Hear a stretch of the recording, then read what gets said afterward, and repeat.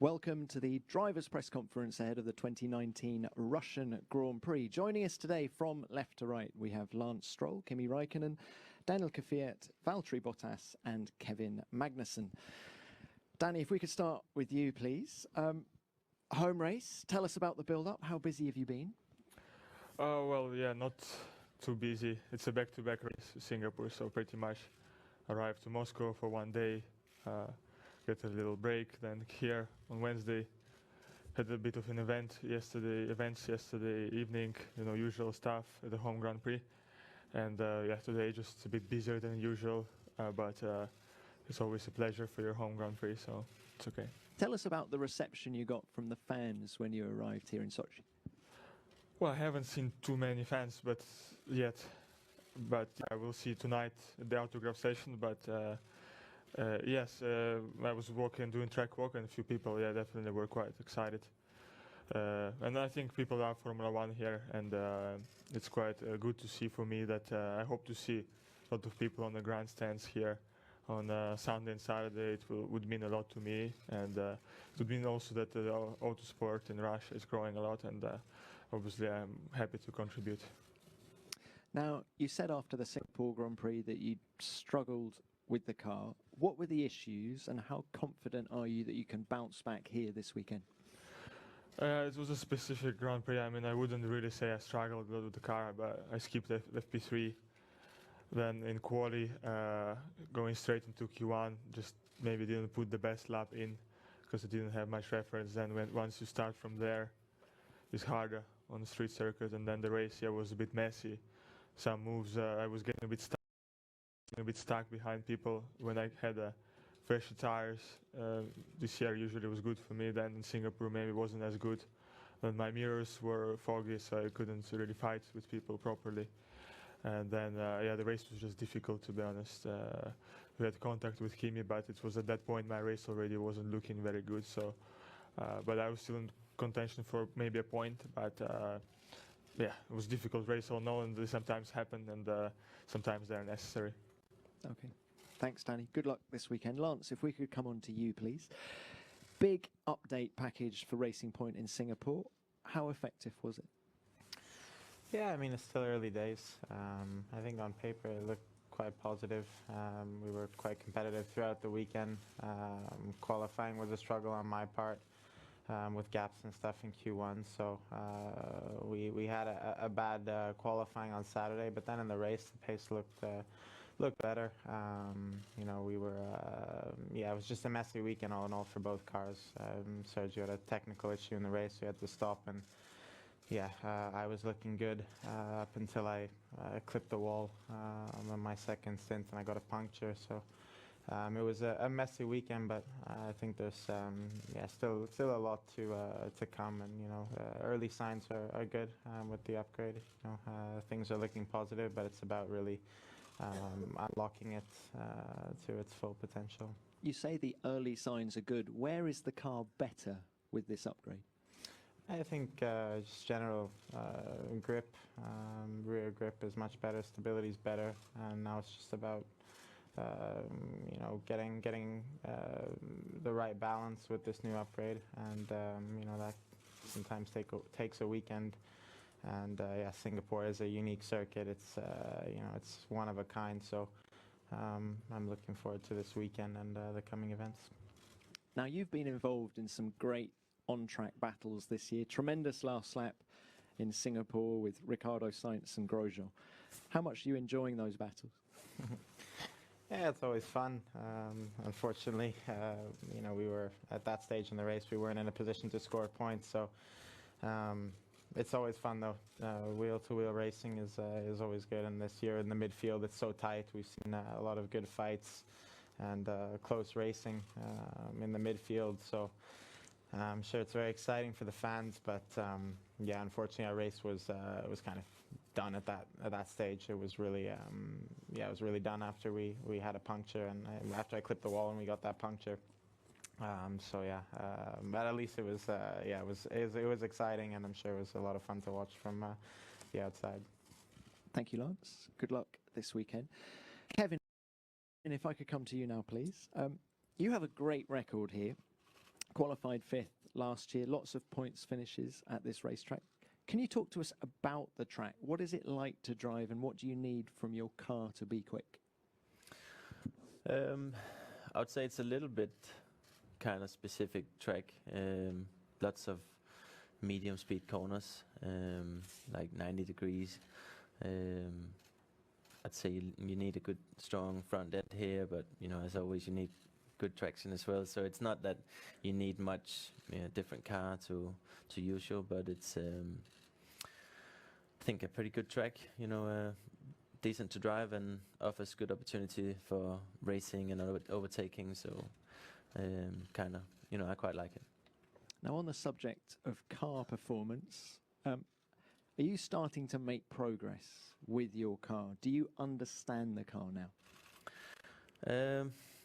I think it's a pretty ongoing process, and I think it's much more important to understand what's gone wrong with this car than to try and come up with quick fixes, because I think it's not lost this year at all, but it's better to focus for next year and try and get as ready as we can, and have as much confidence in correlations and stuff like that to produce a better product for next year, rather than desperate way try to fix this year's car, because I think that's probably going to be a little bit difficult. So the focus is more on different experiments with different packages to try and learn more about correlations and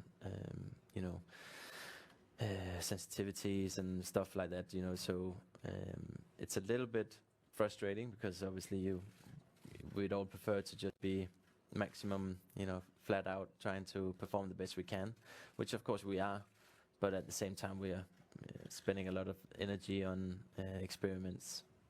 You mentioned the word package there. What package are you going to be driving this weekend? The new one, and that's still part of this whole learning process. So Roman, I think, will stay on the old-ish with a few of the new parts. We've gone to like a bit of a hybrid car to try and make it possible to swap over and swap between different parts to, as I say, experiment as much as possible and get as much learning as we can. So I think that part is going well, and I think we are making progress in terms of understanding, but we don't see that understanding in terms of lap time. So sometimes it's hard to show in terms of lap time what progress we're making. Thank you, Kevin. Good luck.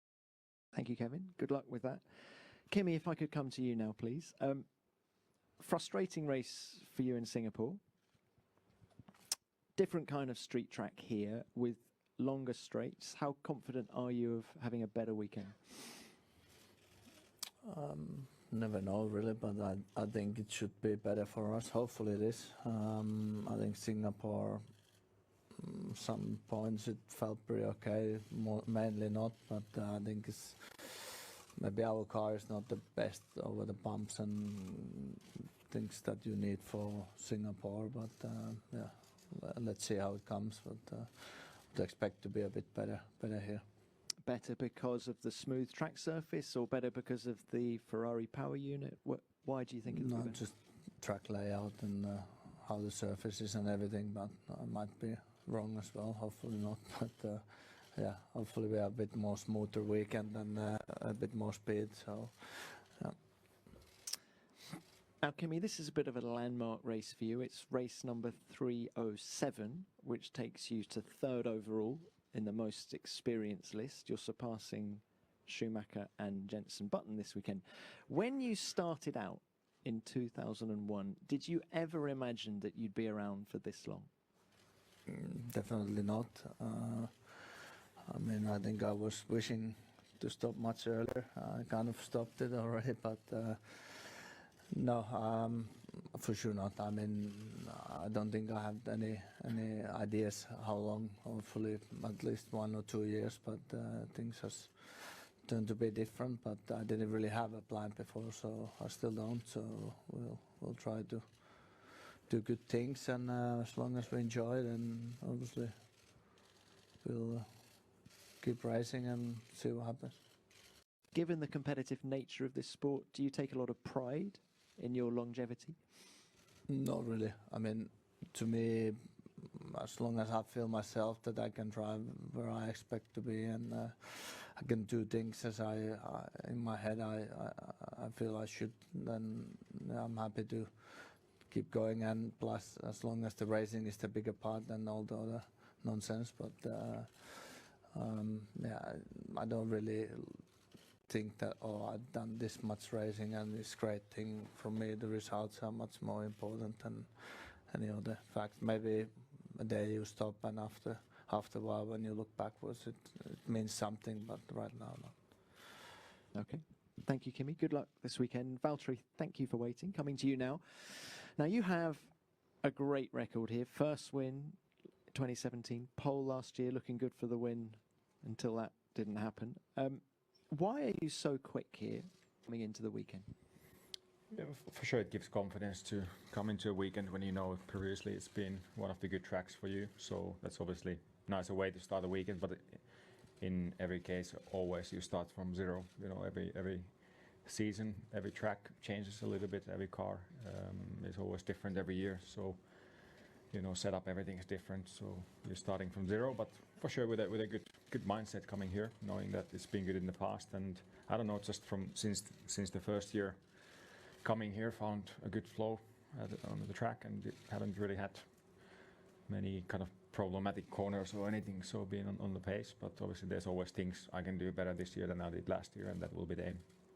You say you're coming here with a good mindset, but there must have been, tell me if I'm wrong, frustrations after being told by the team to effectively hold station in Singapore last weekend during the race. What's been said since then? Well, that first of all, that was last weekend. I'm not thinking about that anymore coming to this weekend. But if you want to talk about it, I can't go into details. Obviously, we always review everything by the finest detail with the team. And I was at the factory on Tuesday. We had meetings about that, and that will keep,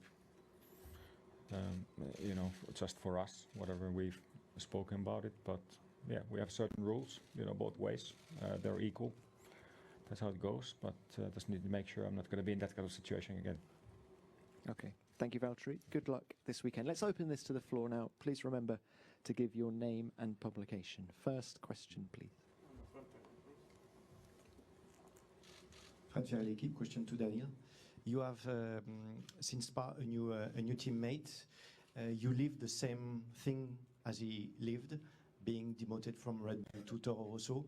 How long did it take to you to get back to competitive net, and how did you work on that special thing? I think it's hard to compare. You know, everyone has their own life situations and their own approach to the things. So for me, it's very hard to compare. I mean, for me, that's turned page already, and I've been through it. Have no problems with that anymore. So I even managed to go out and come back again to Red Bull. So we have no issues regarding that. And from my side, I have full focus, you know, on this year and on the future. So for me now, it's close the chapter. Thank you. Next one, please. Behind you on the floor. Beatrice Zamuner Motorlat. Valtteri, now that Marx and Charles are getting closer to you, they are now 31 points behind you. To what extent do you see them as threats for second place? Well, for sure, you know, Ferrari has been improving a lot. Even Red Bull is very close every weekend now, and depending on the track layout. So it's still a big chunk of points to be had for the rest of the year. So for sure need to keep performing, and we need to perform as a team to get those bigger points. I'm still aiming and focusing really ahead, focusing on short-term goals. Next one is this weekend, try to win the race. Then at the end of the year we'll see if there's still a threat or what's happening. I'm not really thinking about that too much. I'm thinking about my performance and our performance as a team. Thank you. Next one. Justina Glopoulos of the Paddock magazine.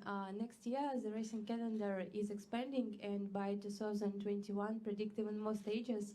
What do you think about this trend? And will not lose stages their value due to the increase? This question to all drivers. Okay, the calendar extension. Who would like to start? Kevin, let's start your end first. I think it's a difficult question for me. It's obviously the biggest problem probably is the team, the mechanics, all those guys are working very hard already, so it would be pretty tough for a lot of people in the team. And I don't know if it's gonna make it less valuable each race in terms of viewers and all that sort of stuff. Probably can see why it would, but it's not a area I'm an expert, so don't really know. Valtteri. Yeah, I think still, if it's just one more next year, it's not too bad. Obviously, it is, like Kevin said, hard work for many of the team members, doing so much work between the races as well, and there's going to be a limit for sure at some point. I don't know in detail after how many races that would come, but I think we can still do one more. But obviously, yeah, we'll see. It's okay so far. Yeah, I don't have much to say. I agree with these guys. It's true. It wasn't bad when it was 18 races, but let's see how it goes when the championship goes to more races. For sure, we'll have to find the limit apparently by touching it. So, Kimi? Nothing, no comments. Do you welcome more races yourself? We understand the pressures on the team, but from a driving point of view, do you welcome more? I don't know. I mean, it depends really where we go. If we race in Europe, I don't mind, but it's obviously much easier for everybody. But obviously, it's nice to race on new tracks, hoping that they're good ones for racing. But we'll see. Usually, it's a habit to keep changing races, and some come and some go, and never know really until we get there. So. Thank you. And Lance. Yeah, I mean, more than 22 races is probably a lot. It's a lot for the whole team. But from what I understood, it's balanced out with some testing days, so it's nicer to be racing than testing. Thank you. Next one. A question to Daniil from Vladimir Zaev, RussianRT.com. Daily Mail, according to Daily Mail, Russian President Vladimir Putin backs plan for F1 race to move from Sochi to St. Petersburg. What do you think about this?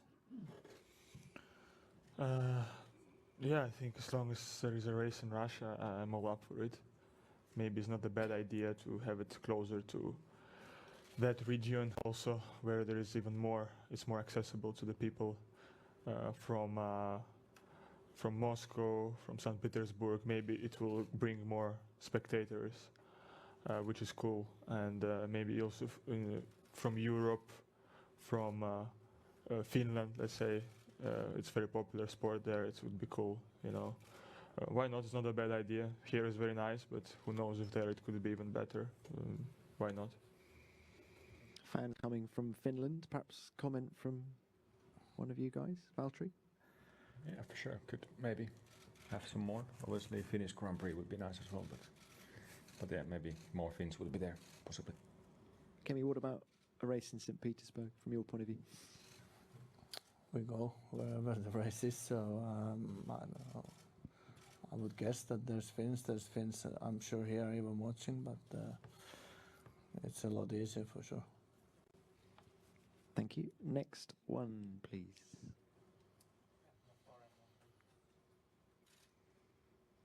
Daria Panova, Motorlot. Question to all drivers. At Singapore Grand Prix, Lewis Hamilton and Sebastian Vettel said that reverse grid is not a good idea for Formula One. So what do you guys think about it? Well, we started with Kevin last time. Why don't we start with Lance this time? Reverse grids. Yeah, I think it would be it would be a shame to see the current format disappear. It's very exciting. The fans love it. And especially Formula One. A short 25-lap race would be really boring to watch, in my opinion. Today's Formula One races depended on strategy, which a 25-lap race wouldn't really offer. So I think it would just be train from start to finish, and that would take away some of the excitement from the sport. Kimi. Yeah, I think it depends on obviously how they would do it, but probably qualifying can be more exciting than short race. So who knows? Do you like the current qualifying format? Yeah, I mean, if I would change, I would go back to where it was when we started 1 hour time, and I think there was 3 set of tires and 12 laps, and do it when you want those. And over the years there's been many different ways of doing it. I don't know if it really changed the end result of a lot. So we'll see. Thank you, Danny. Yeah, well, it sounds just like a short fix to the bigger problem, which is just we need to try and bring all the teams closer, competition-wise. Like there's still a big gap between top 3 teams and the rest of the field. And if we could have 5 or 6 teams competing for a podium and a win, I think it would be just a lot more exciting racing as well. Which is now this year was many exciting races, of course, but I still think that's the main issue. And if it's a short-term fix, these races, then so be it. We will have to do it, of course, but I think the bigger picture needs to be sorted more than that. Valtteri. Not a big fan myself personally about the reverse grid idea. I think it would be a real shame to lose proper qualifying. I think all the drivers really enjoy pushing the car to the limit for that 1 lap in qualifying. I find it very enjoyable. So would be a shame. Thank you. Kevin. Yeah, I agree. I think as Danny said, we need to try and fix the problem organically by making the competition more close. And I also think that qualifying is a fantastic event. So I think it's a bad idea. Thank you all. Next one.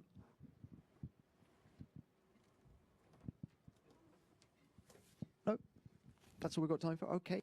Good luck this weekend.